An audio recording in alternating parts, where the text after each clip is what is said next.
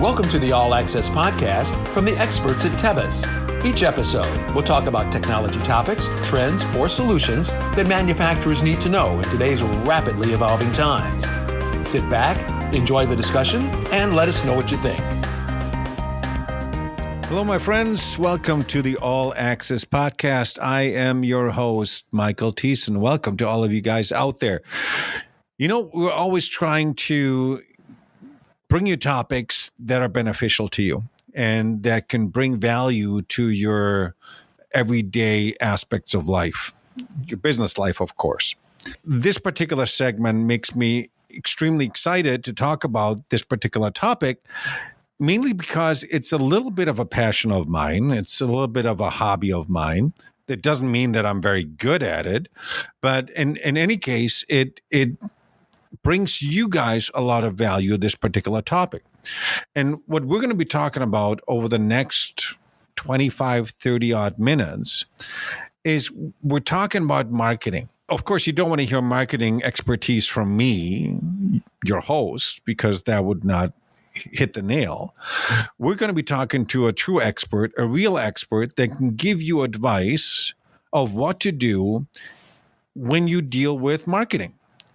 All of you guys do marketing to some extent or another. That is a fact. All of you guys are producing parts. That is also a fact. Now, the thing is, how are you going to get that message from your part production to your consumer? That is where marketing steps in. And all of us, what we want to do is we want to have it so that consumers contact us to buy the parts, and not that I have to look for people that want to buy my product. That's what we're trying to do.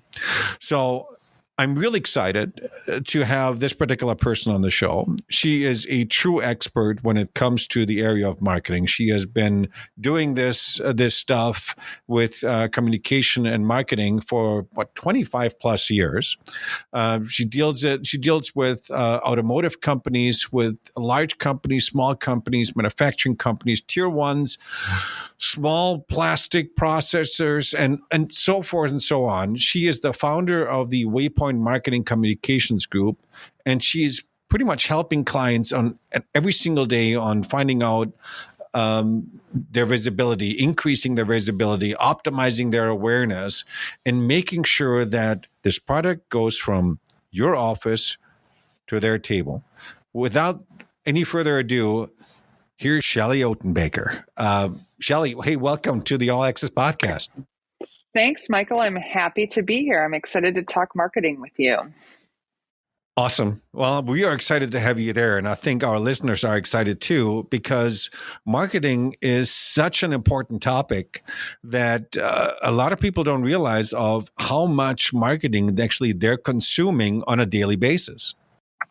Mm-hmm. Certainly. And it's only increased as different digital means have become more popular. So you're correct. We as consumers are receiving messaging and marketing on an ongoing basis throughout our days, everywhere. I mean, we all know it's in our social feeds, it's in our email, it's everywhere that we're at. So certainly from a B2C perspective, us consumers consume marketing all the time. Can you imagine how boring life was when it was just magazines and paper marketing and all that kind of stuff? I mean, now the world has opened up so much. There's so many different marketing channels and ways to communicate with the consumer. It almost is mind-boggling of how many channels are out there. Mm-hmm.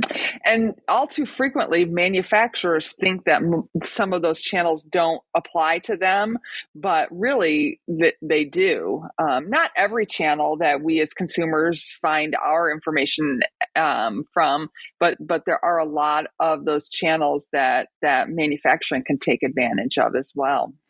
Right. So, of course, the definition of marketing sometimes gets interpreted by people totally differently. So here's my $1 million question. What is your definition of marketing? Because you are the expert. Yeah. So I think oftentimes people think that sales and marketing are the same thing, and that is not true. I would define marketing as strategies and tactics that companies use to generate leads. So essentially, I always say they're creating an opportunity to sell. So identifying leads, and a term that we use a lot of time is putting them in the funnel. So identifying a lead and starting to help mature that lead so that they're ready to make a purchase. That's my definition. It's not just reaching out and then to a consumer just to sell something. It's actually creating a lead already in order to be almost like this filter before the sales channel that it goes into the salespeople, essentially, Mm-hmm. and making the sales easier. Yep. I say marketing and sales are best friends. So, marketing helps to identify the leads, and then, helps sales have an opportunity to basically mature and close the deal. So, where the marketing sort of starts and gets the lead interested in your company, and then marketing and sales work together to move the lead into consideration for buying, and then sales sort of closes the deal, sells the product, and then continues to work with that customer to make sure they're happy with the client, with the products, and so forth. So continuing to build that relationship. It's this smooth handoff from your side, which is digital, to when it comes to my side, being the sales manager for Tebis, is we're taking then this particular lead hands-on and doing a lot of hands-on work with this particular customer in order to introduce more functionality to this customer of what he's looking for. But essentially with you, this is where the ball starts. You are creating interest. You're creating a channel for this customer to say, okay, I want to purchase X, Y, and Z. What is out there? And because of your capabilities and your marketing, this gives them then this possibility to reach out to us in order for us to sell them this particular product. Yep, absolutely. Awareness. We're making again, we talk about outgoing and incoming, and really the focus today for most companies are trying to get leads to come into them. So we're trying, marketing is really trying to attract leads through their marketing efforts so that, again, sales can do their business. We're all in lockstep. We're working together. Right. You mentioned a very important word that I want to dive a little bit deeper into this. And you said the word awareness. Awareness is looking at it as well in an area of brand awareness. So if a company or if a consumer out there, let's take, for example, Nike or Adidas, World Cups going on, all of those kind of things. So there's a lot of sports stuff out there, a lot of marketing out there. And of course, there's names that are familiar to you. People automatically are drawn towards this. So if my kids want to go out and buy basketball shoes, they go out and buy themselves a Nike basketball shoes. Why? Because they've seen X, Y, or Z person wearing it, and that's what they're going after. So the brand awareness has already been established. They don't have to do a lot to have the consumer ask, well, what should I buy? They already know this. What about the mold makers and the die makers? How can they get their brand more out there, make their brand more aware so that they don't have to look for work, essentially, that the work comes to them? Mm-hmm. That's a really good question. And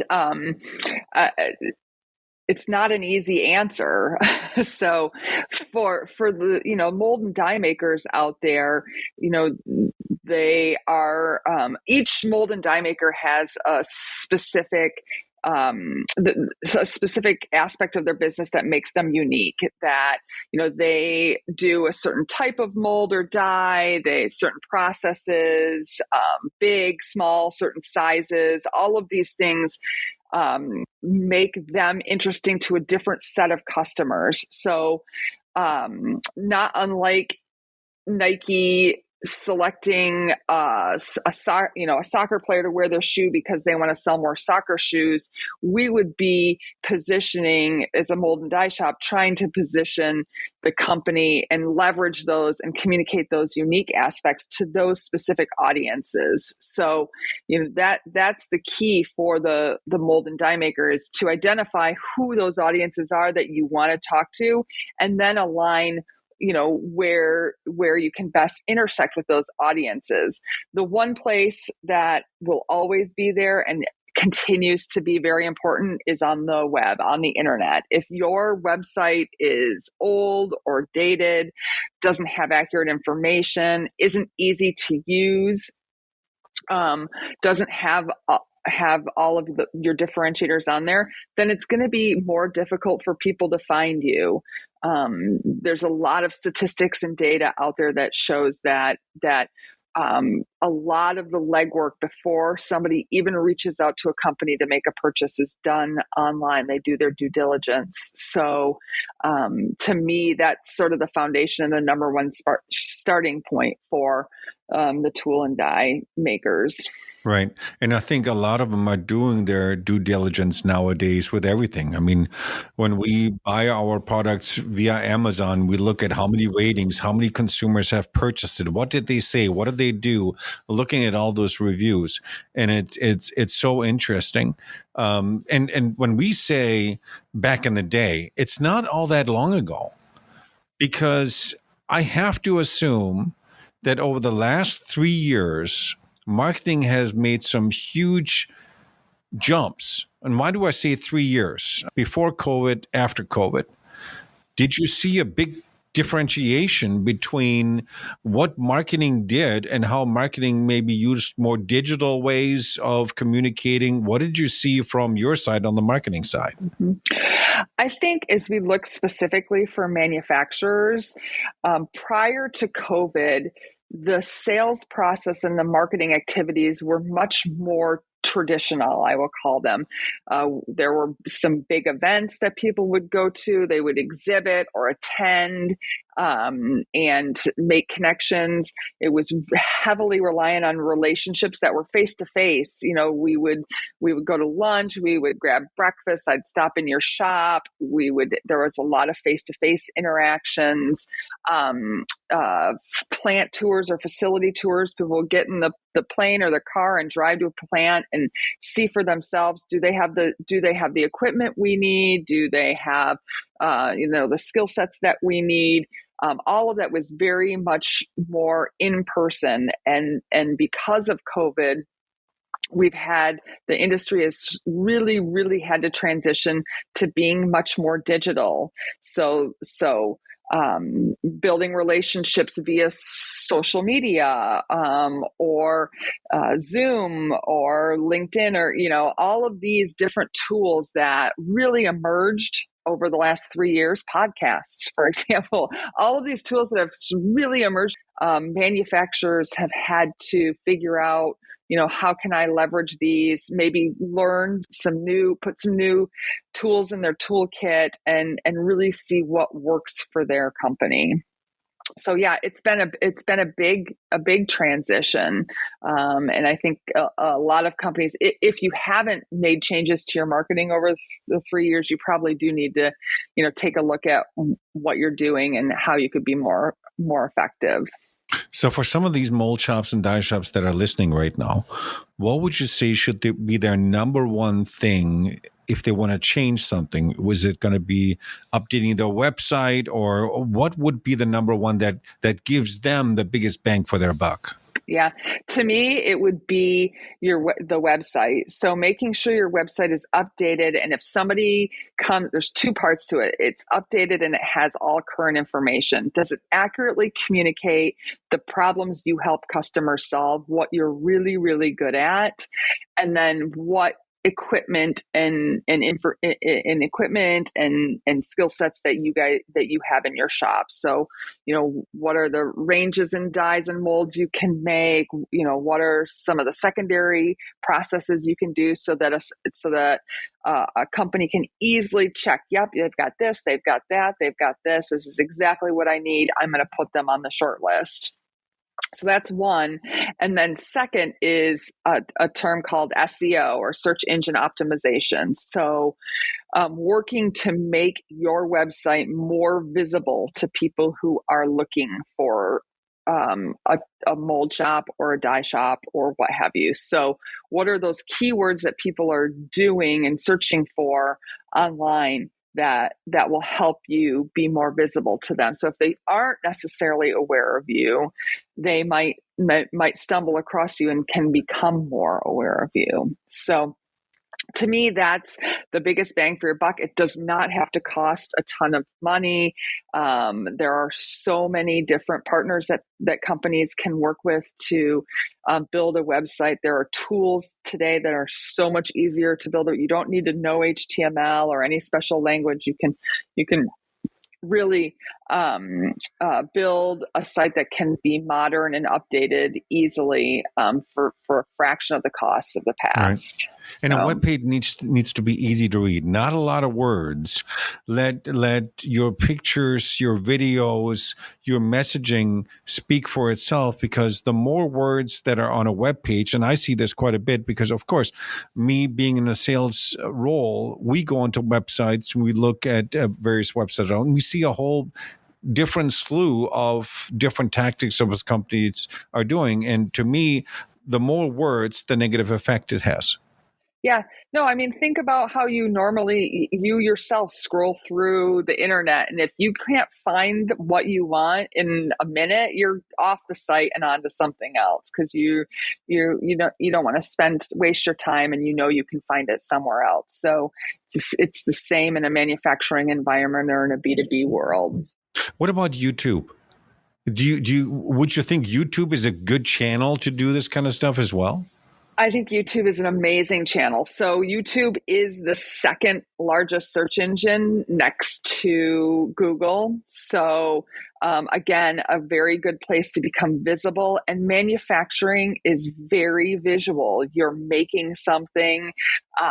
You start from one thing and transform it to another thing. There's a lot of equipment and technology that's used. So being able to share that or show that visually via video is a great asset to have. And again, people don't have to physically come into your facility to get a sense, is your shop clean? Is it organized? Is it, is it well run? Because they can see it via video. And today, again, through COVID, we've all learned that a video doesn't have to be 100% highly produced and something that, people, it costs thousands and thousands of dollars. Yes, there is a place for that, but there's also a place for, just a GoPro setup, capturing, some manufacturing processes and some voiceover to it, or even some words on it. So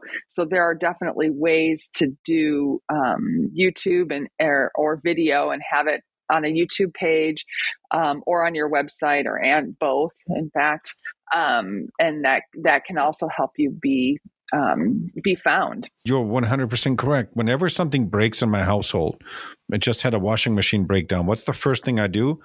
Not Google it. I YouTube it. Want to make sure if I can find some kind of repair, some kind of suggestion of how to repair it or what to look for a part. And sure enough, I found the part, went on Amazon, bought it. It was there in 2 days. I had clean clothes again. And it's simple as that. And those videos, we see them everywhere nowadays. It seems like videos surround us. I mean, people with iPhones and I'm going to call them stupid cameras, always on. But that's what companies can do. They can very easily create a very small minute promotional video and put it out there and see what companies think. Yeah. And I encourage people to just start trying.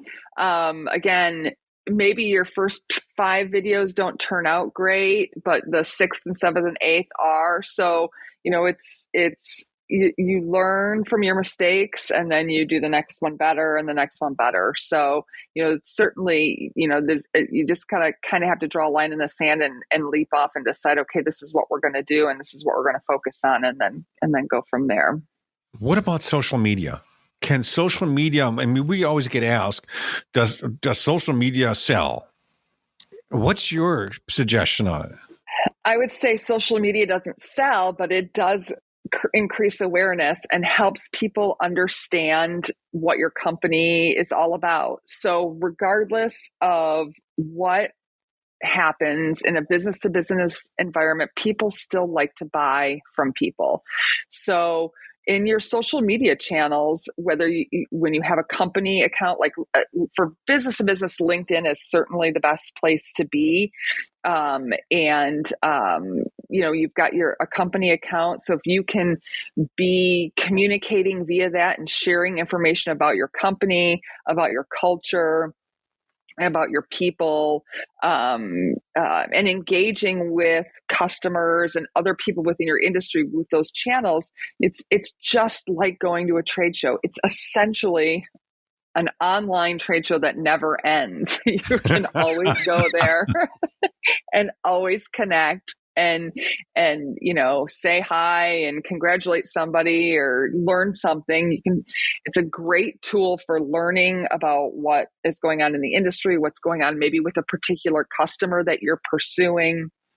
So from a company perspective, it's great. And then from an individual perspective, I think that was one of the biggest things during COVID.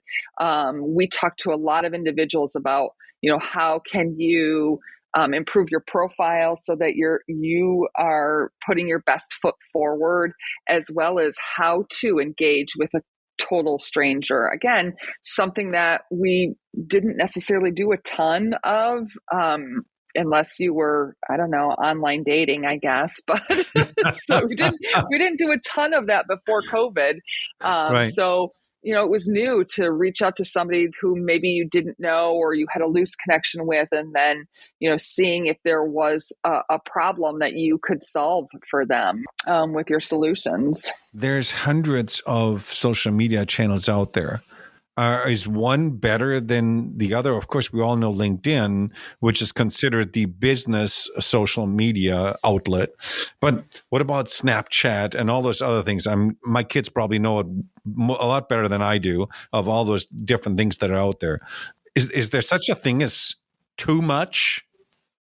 Of course there's too much. I mean, in your own world, you almost have to pick and choose. Like, I can't stick with all of them. So I got to pick a winner. And that's the one that, whatever serves your best purpose for yourself. And it's the same thing for a company.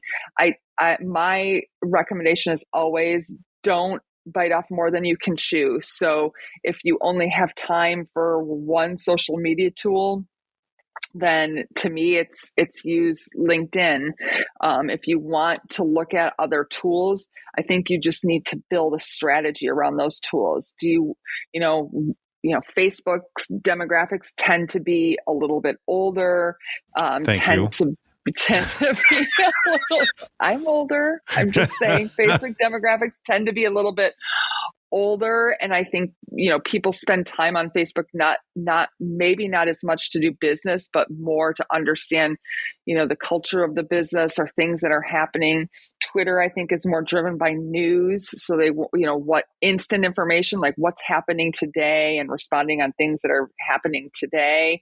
And of course, Twitter may evolve. You've got a new owner, and it sounds like things are swiftly changing. So every social media channel has audiences, and if you have a good reason to be on it and the resources to be there, I think you could consider it. But to me, for this audience of manufacturers, LinkedIn is a must do, and the others would be sort of a nice to have kind of thing. Is there such a thing? I mean, of course, we here at Tevis, we have our own marketing guru that works very closely with you together. But for individuals and companies, that our workers at these particular mold shops, I mean, they can engage as well and promote their company because they work there too. They can put this out on social media as well. Is this a good idea for individual employees to do this? Should there be a rule in place that says, hey, only speak good things, don't go into the dark side and post some negative things because it could have an effect on the company? What's your advice on that? Mm-hmm. Yep, I think that it's good to have employees participate in social media. We like to think of your employees as ambassadors. So they're ambassadors for the company and they can share their experiences. Again, people like interacting with people. And if you're, different level of employees engage with different people in different ways. So it all helps with awareness. We think it's a good idea to have some social media guidelines in place just to help people understand the type of information they should share and the type of information they shouldn't, as well as what the intention of the tool is. So, just so that they keep in mind that that there are, certain aspects that are confidential amongst your business and that can't be shared, whether it's, a customer product thing that shouldn't be shared or financial numbers that maybe you don't share within your company or whatever they might be. We just feel like it's a good to have guidelines. And again, if, in this case, your marketing folks or the people that are running your social media should just continue to monitor and make sure that everything's, above board that's being talked about as it relates to your company, because it could be anybody could say anything. So in this day and age, that is 100% correct. Now you deal with companies, and I said this at the very beginning of the podcast, you deal with small companies, you deal with large companies, and everything in between, of course. Do you see any big differences in some of the marketing activities that the larger groups are doing versus what the smaller groups are doing? Yeah, I think all of the tools and tactics are very similar. It's just the scale. So it really goes to the, larger companies have more manpower where, a smaller manufacturer or mold and die shop may have a marketing person, may have sales and marketing doing the same thing, or may not have anybody, or they may outsource it. So it really, in a larger company, maybe they have a couple people in their marketing team. So it's really about scale and what you have the ability to do based on your resources. And frankly, everybody's resources are constrained at some spot in time. So the key is to, just understand what is your budget, what is your time allocation for the projects, and then prioritize, like, what is the most important thing that we want to do in 2023. We want to button up our the back end of our website and make sure we're SEO compliant. We want to focus in on video, and we want to make sure we're leveraging our CRM the best we can. So those are the three priorities from our marketing team. So it just depends on, all the tools are the same. And in fact, sometimes it's easier when you're a smaller business because you're more laser focused on, this subset of customers, and this is what we need to achieve from a business perspective, and this is the percentage of sales that we want to grow, and here's where we're going to grow. And being that particular helps with marketing because you can really laser focus in on how to achieve that, who to talk to achieve those growth numbers. Do you see in the smaller companies, you already said sometimes in the small companies it's even easier, but do you see that marketing responsibility, they may not have a marketing person per se because they just don't have the budget for that. Would you say that this marketing responsibility falls onto the sales individuals or the salespeople? Because sales and marketing almost seem to be connected at the hip. As you said, marketing is the filter for sales. Would you say that this is more than a sales responsibility of coming up with some marketing messages, social media posts, and all that kind of stuff? Mm-hmm. I think that it's natural to fall within sales because, again, we work in concert with sales. It's almost like we're, dancing together.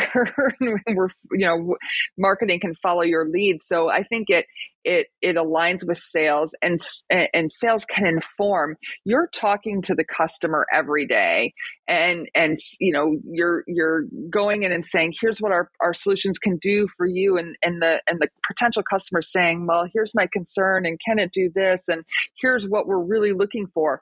That information is gold to take back and talk with marketing people about, and saying, like, here's, I keep hearing this over and over, here's how we address it. So we need to take however we address that thing and talk about it more, because we think that people need to be aware that we're addressing this need that we're seeing in the marketplace. So sales has intelligence that really does inform the marketing strategy. So it does make sense that if there isn't a marketing person on exclusively marketing, that it's aligned with sales. And even if there is a marketing person, I was at an event and I was sitting in a sales roundtable with it was a bunch of plastics processors. And the one sales guy is like, I hate marketing. And I was like, wait, what do you mean you hate marketing? You should love marketing. They are your best friends. And by the time I got through like the end of the discussion, I think I had him turned a corner away from hate, and was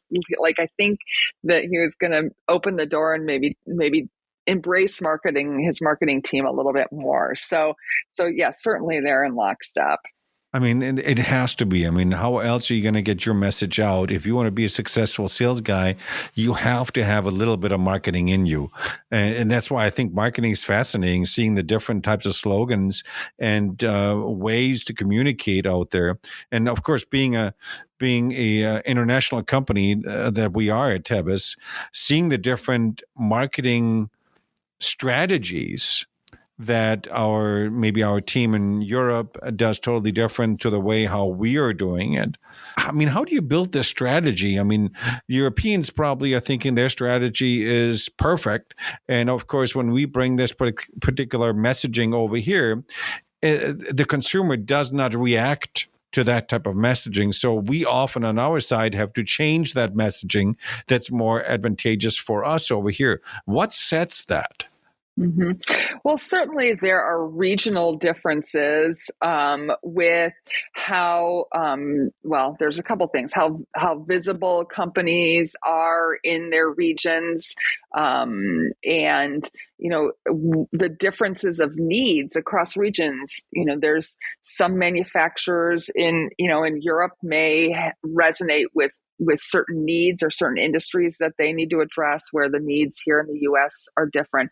But certainly the people that we're talking to have different priorities. They just look for different features in what they want to purchase. So to me, the key is, regardless of whether it's regional or different industries that you're focused on, because even if you're one company and you sell to, say, aerospace and medical, what you say to aerospace and the tactics and strategies used for aerospace might be different than they are from a medical perspective, just because those audiences are consuming your product differently, even though it's doing the same thing.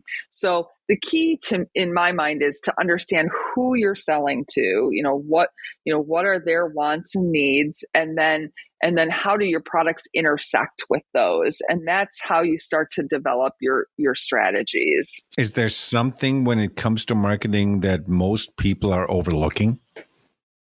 Okay, so this is going to be a bit of a turn, but the thing that I think a lot of people overlook is that the marketing that you're creating to sell products to customers can be utilized to sell your company to potential talent. So the content that you're building for your social channels and a lot of the materials that you're putting on your website, all of that can be used for talent attraction and retention. So it's also important again, from a small manufacturer's perspective, talent has been something that has been a concern of many of them, that you're looking at your marketing and saying, how can we leverage our marketing materials for attracting talent, or can I take a few marketing dollars and you just slightly modify things and use that for talent attraction too. So yeah, that's the one thing that I think, especially in the manufacturing arena, that is not necessarily thought of frequently, that we can get better bang for our buck, and we can try to get a lead from a sales perspective and a lead from a talent perspective with some of the same tools. You are so right. I mean, when I think about marketing, I think about marketing of my product. I don't think about marketing me as the company in order to attract future employees to find us and to come to our company. I mean, that's brilliant. And I think a lot of companies and a lot of listeners should listen up to that this is an important item to do when you do marketing. Don't think only about marketing of your product in order to make more revenue from that. Try and position your company in such a way so that you're visible, not just to consumers, but also to people that want to work for you. And we are in such a crisis with the labor market right now that you can't find people anymore. I mean, I was talking to a plumber earlier this morning. They can't find enough people to follow in those footsteps. But it's not just a U.S. issue. It's a global issue. I was talking to our friends in Germany earlier today. They can't find painters. I mean, there's an easy solution. Here's a brush and go at it. But that's the situation that we're all falling in. And utilizing your marketing dollars, utilizing your social media channels that you have out there in order to show companies how great it is to work for a companies such as Tebas. I mean, that's perfect. Yep. You could easily go onto Tebas's LinkedIn page and see a little bit about the company, what they do, features about the people. You could participate. You could click and go onto this podcast and hear firsthand, about the company and things that they're sharing. So, it really does help people understand how the company operates and what it might be like to work there, and a little bit about their culture. So it certainly is. It is being used by people to pick and choose where they want to work. So you should just leverage that. Right. Do you see any trends that we're doing? I mean, one trend was going away from paper marketing into the more digital world. Is there any trend that you're seeing right now in the marketing side from the various manufacturers? Mm-hmm. To me, I think a couple of trends to watch are automation and customization. So as tools become more sophisticated, being able to automate some of your engagement, people opt into something so this is a lot of consumer companies are doing this. You opt into something on the website, you automatically get something generated and sent out to you for consideration of purchase or to help you make a more informed decision or what have you. So some of that automation, I think, is marketing automation is coming, is being investigated and being used a bit in manufacturing, but I think it's something that's going to continue to grow. And then customization, again, utilizing the fact that you don't have to make a printed brochure anymore. Again, dating myself where you'd make something and make 100 of them or 1,000 of them and distribute them. Everything is more customized now. So making specific marketing materials that are customized to even a customer, if that makes sense, or customized to a specific industry or a size of, whatever makes the most sense for your company, making those items that are very customized You can even make a customized landing page for a specific customer if you wanted, where, you have the project team on it, maybe a case study that would resonate with them, highlight the products that they are interested in. So to me, those are two things that are going to continue to grow. And of course, there's one last thing I'm going to put in there. If you don't have a CRM system, you should have one. Absolutely. Absolutely. So help you manage your leads and measure what's the most effective tool to help move leads or put leads in the funnel. So that's my only other plug. Yeah. Since we're coming to the end of our segment here, what's the final piece of advice, the gold nugget that you have for our listeners out there, what they absolutely should be doing? So I think people are going to hate this gold nugget, but I'm going to tell you, you need to identify your why. What makes your company unique? And then who are the best customers for that why? If you can really do some soul searching and nail that down, like, why should they use us versus anybody else in the industry? And what are those best customers? Like, look at your current customers. Who are those best customers? What do they look like? What is the size? What industry are they in? What do they want? And really build that out, because the more defined you can be in that way, the better strategies and tactics and messaging that you can create. So if you haven't sat down and said, and it's not just be, like we do quality mold. Nope. Everybody does quality molds or they wouldn't be in business. So what is it really truly that makes you? So it's the what, the who, and the why. Yeah. And it's hard. It's not always easy. If you got those three things down pat, you're on the road of success, essentially. Yep, I would say so. Awesome. Well, Shelly, it was awesome to have you on this podcast. I know we're going to be seeing you a lot because we're engaging with you together, and obviously listeners can reach out to you directly. And if these are small companies that don't have a marketing arm, but they want to use an external marketing arm, they can, of course, contact you, no doubt. Yeah, well, thanks for having me. I've had a great conversation with you, Michael. I wouldn't have expected anything less. So wonderful. Shelly, enjoy yourself. Right. Thank you so much. Yeah. Well, here you have it. Marketing, sales, we are connected at the hips. And if you don't have a marketing person in your company, don't worry. You can reach out to WayPoint. You can tell your salespeople that, hey, listen, utilize a little bit of that marketing magic and see what you can do with it. Follow some of those points that Shelly kind of laid out in terms of the who, the what, and the why. Lay those three things down. Utilize a CRM system to kind of connect with leads and kind of utilize this thing as a managing tool.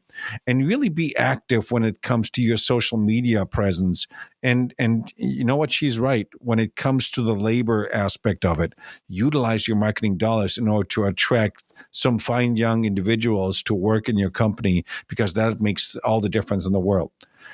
Hopefully you enjoyed this particular topic, and we invite you to come and listen to us a lot more. If you have some ideas for future topics, send us your requests at marketing@tebususa.com. We'd love to hear from you. And we're looking forward to having you next time on the All Access Podcast. With that said, have a good rest of the week. Thank you. Bye-bye. Thank you for joining this episode of All Access. Please leave a comment or review with your feedback or what you'd like to hear in future episodes. To learn more about manufacturing technology solutions and Tebus's capabilities, visit our website at Tebus. That's TEBIS.com.